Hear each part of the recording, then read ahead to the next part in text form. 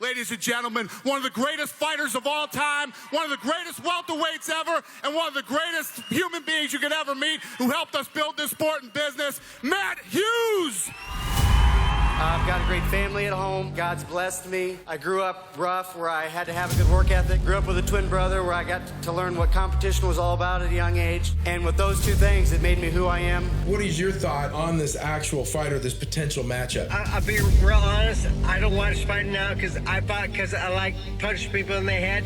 And now they fight for our paychecks. So I really don't care watching the sport anymore. I'm so honored to induct you into the UFC Hall of Fame. Do you think there's anybody in the UFC right now, in the welterweight division like you were in, that should be a future Hall of Famer? Or is there just nothing compared to when you were there? All right, everybody, welcome to my podcast. I'm Justin. As always, we're talking to you today about different aspects of healthcare, both men and women. And we have our guests on today.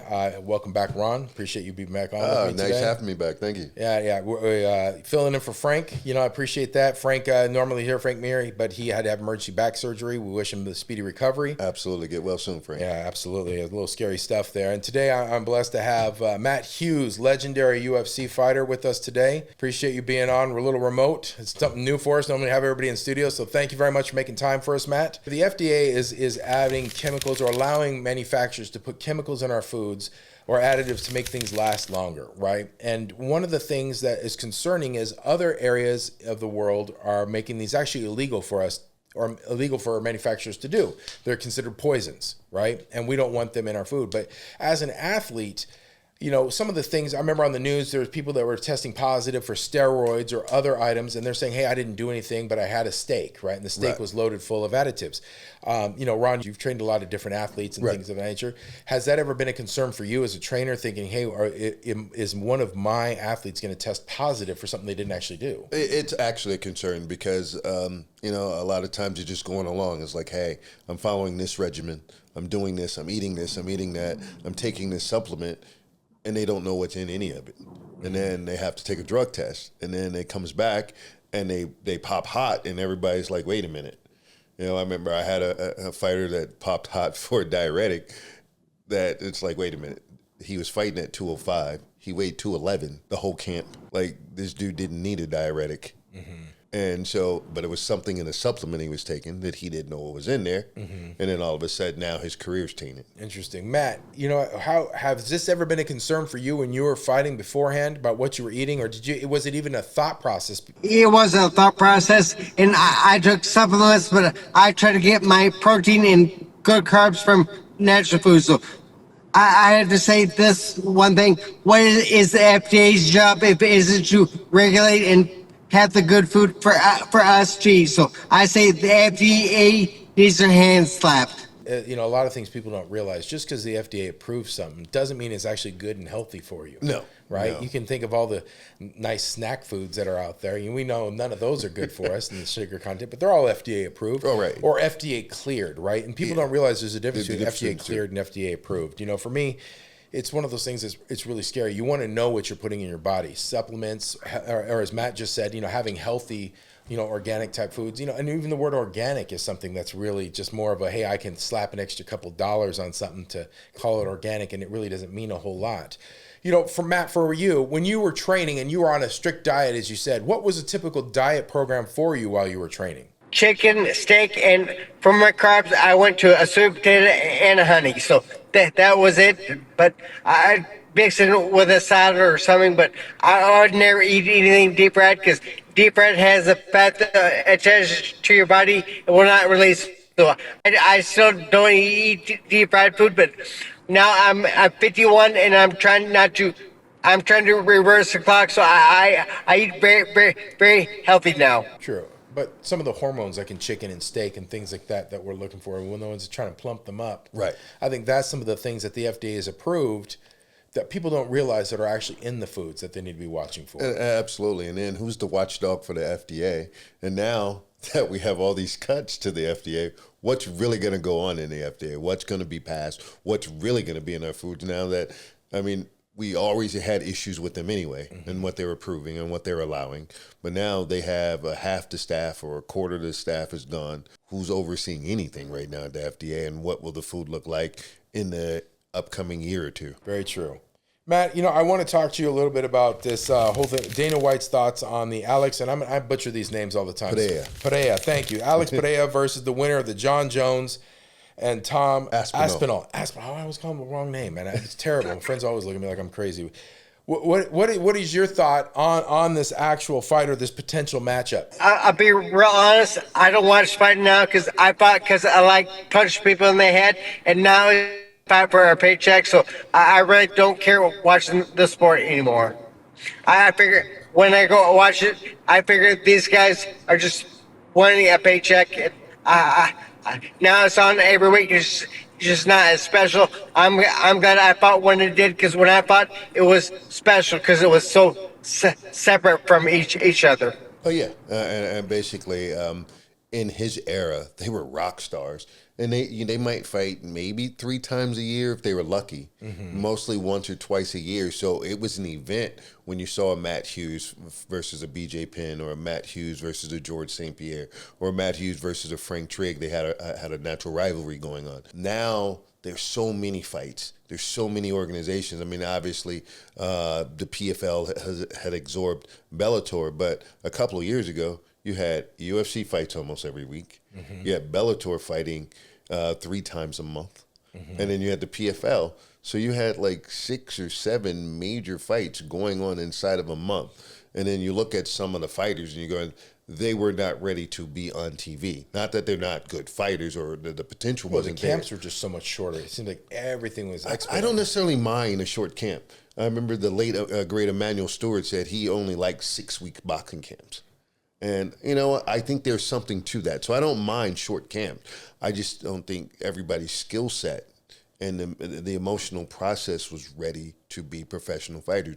You got to look in other sports. Before there were some high school players that obviously have done well in the NBA, but you had college basketball. So that was their honing ground to prove their craft. Boxing, you had the Olympic level when it meant something.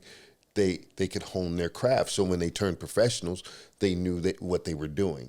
And now you get so many kids out there, you look at them and they're not sure what they're doing yet, and that's why you see the inconsistency. I don't disagree with you by any means. I think what you're saying, that there's a humongous skill level difference between those. But what I was more referencing is if you have professional fighters, like these guys, I think the difference in a short camp to a longer camp is how well they stayed fit in between the fights, or what were their level of training in between, right? Necessarily, camps are very, I always refer when people talk about these camps, it's like Hell Week. If you were, it's that hardcore pushing yourself, killing yourself. Matt, I appreciate that you don't like following the sports anymore. I have a couple of retired NFL players that I know that say the same thing. They're like, I don't follow. I like college football now, is what they always say. I don't watch the pros. It's just a different level of skill set. Like you said earlier when we were talking before the show, there is the fighters nowadays seem to be a little more well-rounded rather than specialized in these things. Beforehand, it was always like, hey, this individual is a black belt with or 4th-degree black belt in this one thing, and this guy is something else. It was always karate versus kung fu, or jiu-jitsu versus a street fighter. And that was the premise of how the UFC started, and then it started to evolve, and then the wrestlers came and they started taking over. And then the wrestlers learned BJJ, and that took a lot away the specialty from just BJJ practitioners. If you didn't have wrestling, and you didn't have ground game, and then you had guys like Chuck, who's like, you know what? I know enough wrestling. If you take me down, I'm gonna stand back up and I'm gonna knock your block off. You got those guys that just want to lay down because they know that for fighting Chuck Liddell, you're taking them. But then it started to evolve more, where you started to get, well, now we're training at 10. We're training wrestling. We're training BJJ. We're training boxing and kickboxing at 10. So what are we at 21? So, Matt, I think pretty much based on your earlier statements, do you think most of the fans are like you nowadays? Like, they don't care to see this fight, this matchup? You think it's just...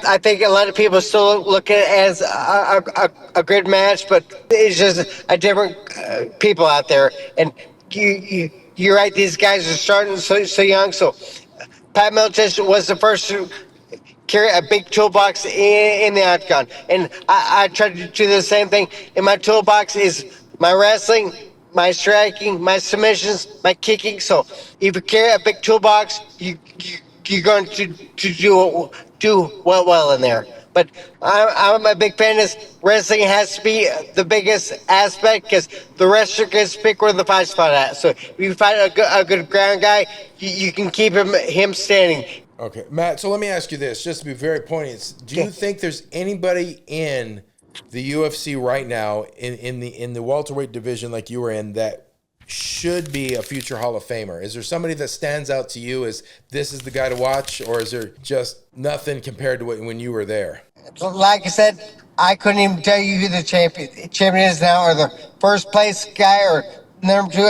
I don't watch it at all because it's not entertaining to me because I've been there. I know moves before they happen, so I can see it. So I don't watch it anymore. Ron, you've been around with this for a long time. How do you feel about now compared to then? Is it too hard to measure because they're too different? It's different. The eras are different, and I try to stay away from that because I don't think it's fair to either one of them. It's the whole Jordan versus whoever. Let them do their thing. And so today's guys, they have to show a level of dominance.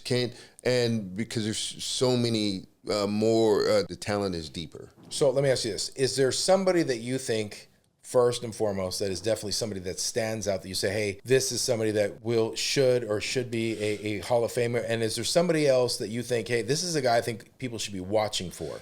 It's hard to say who's going to be watching for because, like I said, no one has shown that dominance. Like Anderson Silva did, like Matt did, where they were year in, year out. They Consistent. were the guy. Yeah. And so now you get guys, they win.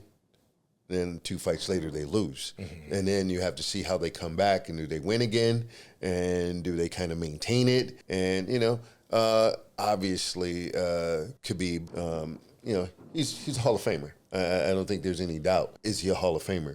Now, is he the greatest? I would say no. He didn't do enough after he won the title. He defended the title 3 times. He did retire undefeated. But you can say, some of those early fights, they're gimmies. Yeah, So Hall of Famer, great. But would I put his career above a St. Pierre or above a Matt Hughes? No. Yeah. So Matt, just out of curiosity here, since you're not into the fighting and doing all that or watching it and stuff, being at 51, like you said, what are you doing to stay in shape? You look like you're in great shape. What are you doing to stay active? I go to the gym at least once a day, and I work as much as I can. I just try to stay very active. So what's your motivating factor if you're not getting ready for a fight nowadays to stay active and just stay healthy? Is to not look my age. Is my big.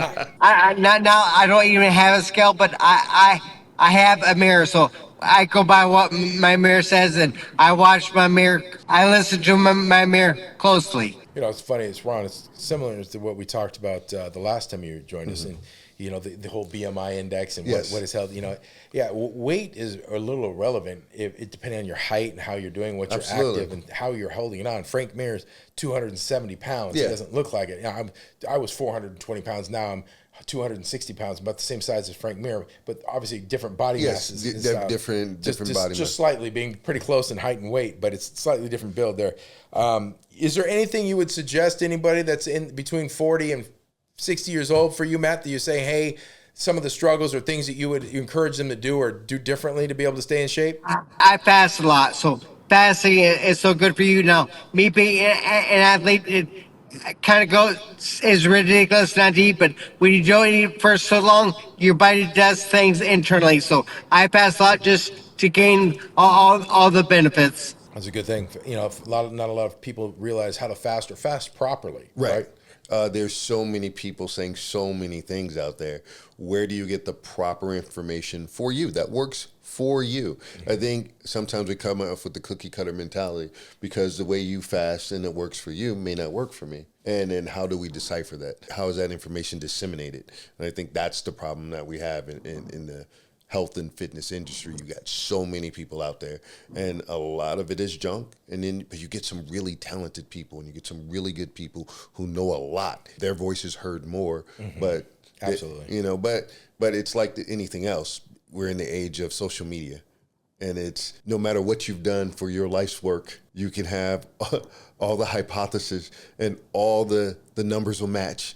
And you could have 1,000 people say your hypothesis and all your numbers match and it's spot on. And you got one dude in his mom's basement says, oh, that's some BS. Yeah. And he's charismatic, and everybody going, yeah, that dude don't know what he's talking about. Not everybody's going to be naturally gifted like, like all these fighters like Matt and everything else. These are the one-offs, if you will, right? There are a lot of things people need to look at before it's just fasting or eating right. It's what does your metabolism, what do your hormones look like? What are your other, how much sleep are you getting? What kind of mental stress do you have? And, some people handle it better than others. And obviously guys like Matt, who joined us. Matt, thank you very much for joining us today. I really appreciate it. You look great. Let everybody know, our viewers know what your Instagram handle is or where they can watch you on YouTube or anything like that. Instagram is Matt Hughes 9X. So my Facebook is Matthew Hughes. You guys have a good day. Thank you very much. right. Have a great day. If you like what you saw here today, make sure you give us a like and subscribe and follow along for more and get notifications on our next podcast. Have a great day.